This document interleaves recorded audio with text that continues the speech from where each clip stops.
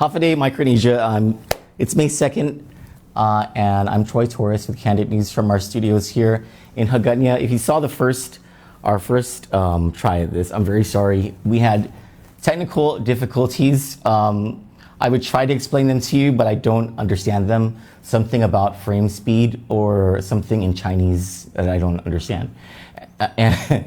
And for our Chinese viewers, that's not meant to, that we're just not politically correct here at Kandit News, okay? We're like the furthest thing from politically correct.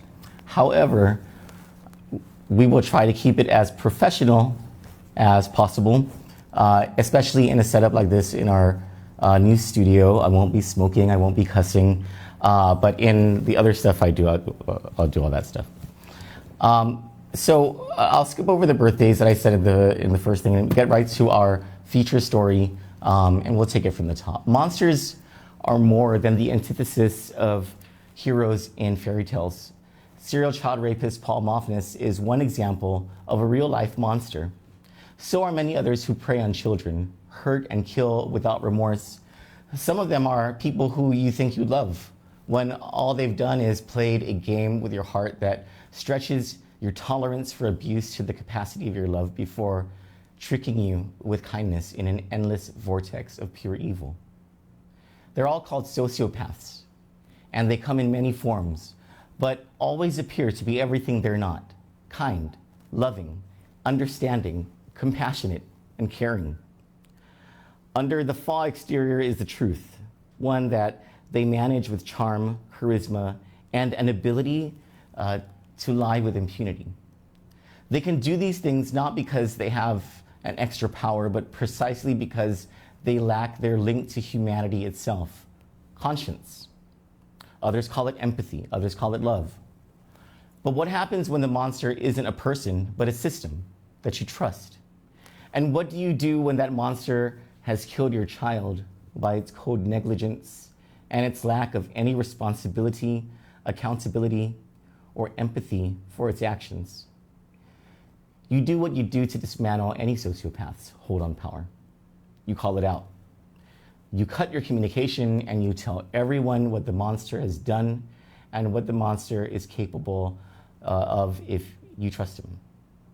That's what David Lebowski is doing ever since a system of medical providers left his 5-year-old son, Asher Dean, dead the morning of Halloween last year. He had no idea his son was so close to death. 2 hours before he died, they were making plans to go with Asher's mother and 6-year-old brother Azrael on a family vacation. He was alert and speaking. He didn't have any known disease or condition. All he had was a fever. The same kind of fever that any little kid will get. But there were signs of something else happening. Signs that a doctor worth his practice will hear from a stethoscope or see with his naked eye under an examination. That's the thing that should frighten us about the medical system here on Guam. Asher did see a doctor 2 days before he died. His father took him to see one at the SDA clinic in Tumuning. 1 day later, Asher went back to the clinic because his condition was getting worse. A physician assistant refused Asher to see one of their doctors. That's when David Lebowski took his son to the GMH emergency room. A couple of doctors saw Asher for a few minutes. Then he was transferred to the pediatrics ward. In the 12 hours before he died, not a single doctor saw him until he coded. Noted on the child's medical chart prior to his move to the pediatrics ward was one word: sepsis. It wasn't that no one knew. The problem is that the system didn't care. Kandit was fortunate enough to speak with David Lebowski, who gave us a full interview, and we'll have the full interview posted later, but here are excerpts from it that we want to show you tonight. We got in Saturday morning early. It came up the Philippine Airlines flight, and we got in and got settled in. It's early morning, and the kids and I went to sleep and woke up later that day, and we were out running around. Saturday night, Asher started showing some symptoms. He wasn't feeling well. But he's a 5-year-old and 5-year-olds get sick sometimes, small sickness. I remember him spitting up or throwing up something that he ate. I didn't really think anything of it Saturday night. because it's not the first time he's thrown something up or spit something up. And he seemed a little bit warm, but he went to bed. Then Sunday was the 28th. That morning he threw up. He was throwing up.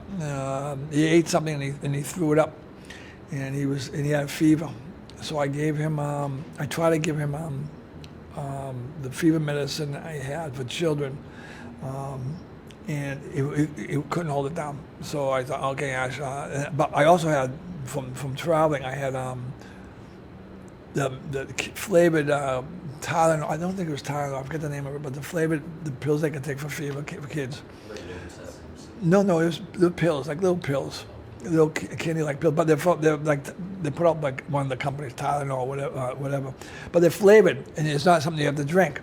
And I think it's a lot easier for him to hold it down. So he took those, and after a while, he drank some more. And after a while, his fever went down, and we went out on the 28th. And we went running around, I did a bunch of things. He didn't really look that sick all during the day, but later in the day, fever came back. And that night, he couldn't eat, and he threw up again, and so forth. And his fever got bad, and I gave him more medicine. I thought to myself, I need to take him to the doctor. And I was thinking I should take him then.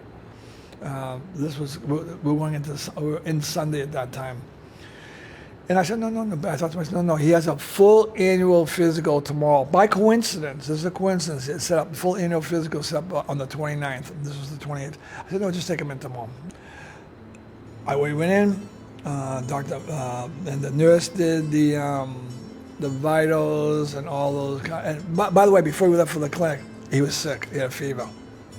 He wasn't feeling well. He was throwing up also that morning before we left out to go Monday morning. But again, this is a mistake on my part, and parents should be aware of this. I gave him fever medicine, the same fever medicine, and it brought the fever down before he went to the clinic. And that's a good thing in one way, but another way, it masks the symptoms. And of course, the doctor, that's exactly the first thing the doctor said to me. Oh, he doesn't have a fever now. And I said, he has had a fever and throwing up off and on since Saturday night. And you told him that you gave him fever medicine? Clearly, I told him I gave him fever medicine. I've been with that clinic for 30 years, and I've got at least another 3 other children that have gone through there, all have wellness exams, and I'm really careful with what I say to doctors. And he was sick, and I was worried about him. Plus, by the time he got there Monday morning, his voice was raspy. No busier than usual. I don't remember it being busy. I don't remember how long we waited. But it's just like an average amount of time. No busier than usual. So the doctor, the nurse does all that she's supposed to do, does his height and weight, and does his eye checkup, and takes his vital signs. And we're going to see the doctor, and the doctor is looking up, explaining to me. I give the doctor first of all his vaccination chart record, and it's stuff that he's had. And he left the room. This is important why I'm telling you this. He left the room. The fire nurse to photocopy or whatever. Came back in, and then he was discussing his body mass and that kind of information from that stuff. And I'm telling him, I'm saying, Doc, I told him something like, he's been sick all weekend, not feeling good. He's throwing up. He's got fever off and on, and you can hear his voice. And now it was raspy. That was an add-on symptom going into the clinic that morning because I didn't notice that I didn't notice that Sunday night his voice was raspy, and he after he got done doing all that kind of stuff, and so he goes, the vitals are all normal, and he doesn't have a temperature now. I said, Doc, I just gave him the medicine to lower his temperature, to lower his fever, and so forth. He goes, that's why. And I explained to him again, he's been sick. And he said, oh, no, blah, blah, blah, blah. And he said, no, what we probably should do is just keep an eye, monitor him. At this time, there had been no physical. Did he order a blood test? No. Later, I found out, by the way, from somebody at the clinic that Asher's vitals are all in the normal limits, but at the higher levels. So his oxygen, his blood pressure. I think the oxygen at the clinic was okay, but the other vitals, I think I forget what the oxygen was at that time, but I think it was okay. But so I'm explaining all this to the doctor, and then I said, "No, what's this moment?" And I looked at I'm thinking to myself, "Are you forgetting that we're here for an annual physical?" This is the same thing, by the way, in 2017 when he saw my son. And I didn't want to see this doctor for 2018. When I called up to set up the appointment for this, they told me he was the only one available. And I asked for somebody else. I ended up taking him. I regret it now. So when he went back in... You asked for somebody else and they told you that was not possible. In 2017, Dr. Miyagi did the physical for my son. He maybe took 20 minutes at that time, at the most, the time that he had with my son, to do an annual physical. And I wasn't happy with it. It was an abbreviated... It wasn't even a physical. It was a shortcut. And then when I called, and I wasn't happy with him, and then when I called up to set up the 2018 appointment, which was October 29th, the date we're talking about, they told me that Dr. Miyagi is my family doctor, and I asked for someone else. I said, well, he's the only one available at that time, because we're available at that time. So I said, okay, I'll just push him to do the right thing he's supposed to be doing. Little did I know how true those words were going to be later on. And if we could ever find out who took the phone call, and if she ever remembers, the guy strongly said, I don't really want to see him. Again, I want to see somebody else. It's really weird the way things turn out. So anyways, he's talking to me, and he's doing all this stuff, and I said, he can't have immunization today because he's got fever and everything else. And then finally he said, well, we'll just monitor him. He doesn't have fever now. And he said, okay. And he was like setting us out. He did. One time I think he checked my son's private ear while my son was standing, pulled his pants out or something. And he said, okay, we'll monitor him. And I said, wait. I'm just saying to him, he's here for an annual physical. You don't do an annual physical. At that time I said 15 minutes, but it ends up it was within the office to 20 minutes. Later that, same repeat. Later that day, he's not able to eat. He's throwing up again. He's not holding food. He's looking bad. And I should have realized that he was getting really bad because I had clothes for them. I went to the post office. I bought some clothes that were sent by Old Navy or whatever. And I called him in to try the clothes on. Only his brother came in. I was calling to him, come in. And I thought it was peculiar. I went out and I saw him. He's laying on the sofa playing with his tablet. It didn't seem right. Didn't click. But by the time the next morning rolled up, he was sick that night. By the next morning rolled around, all hell broke loose. He was totally sick. He was fever. It's really hot. The medicine wasn't. I got up. I gave him the medicine. It wasn't bringing it down. I said, "Okay, let's go back to the clinic. We gotta go now. Let's get up." And I threw him in the shower. Both kids in the shower. I tried to give him something to eat. I still have the food that he ate that morning in my refrigerator. I packaged it and I kept it. It was sitting at the table after he passed. I didn't want to throw it away. So this is another mistake I made. I should have never gone back to the Seventh-day Adventist. Where I live, I'm in Upper Tuman.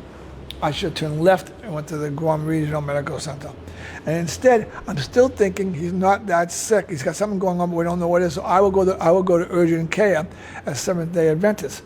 While I'm getting him dressed that morning, I freaked out. I said, okay, I just get dressed. And I was in their room getting Azrael dressed. And I said, I'm all dressed, Daddy. He said to me, Asher, and I walked in, he's totally naked. I said, you dressed? He goes, yes. He didn't know what he was talking about. And he couldn't.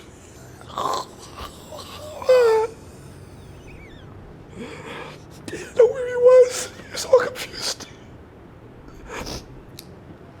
He couldn't talk right. His voice was really raspy. Raspy's not the word, it was worse. Off to SDA we go, and into urgent care. I should never have gone back there. especially after Dr. Miyagi's fiasco. Go into urgent care. We go right into urgent care. The process right into urgent care. And the second nightmare begins. Just keep one thing in mind. I've got a 6-year-old with me, by myself, and a 5-year-old. The 5-year-old is dying. I don't know it, but he is. And I know he's sick. My little boy doesn't even know where he is. And he's got a sweatshirt on with the hood, and he's shaking, and he's got fever, and everything else is going on. Yeah, he was cold. In fever at the same time. By the time we got here, that's why I had him with the hood. He had his hood on. And we got in there. So we ended up the physician assistant is the one that's assigned to us. His name is Ethan Snyder. Did Ethan realize that Ash was shaking? That he had a fever and... But yeah, he should have. He's examining him. He's examining him. So he never once said that this is a symptom of septic shock. No, I don't think that except the Adventists at that point. Or I'm not sure where along the way that they knew it was septic. It was in the reports afterwards. But Ethan Snyder, who's a physician assistant, not a doctor, starts off and he says to me, "This is what he said." And this is what I said to you earlier. People don't tell you really what's going on with your kids.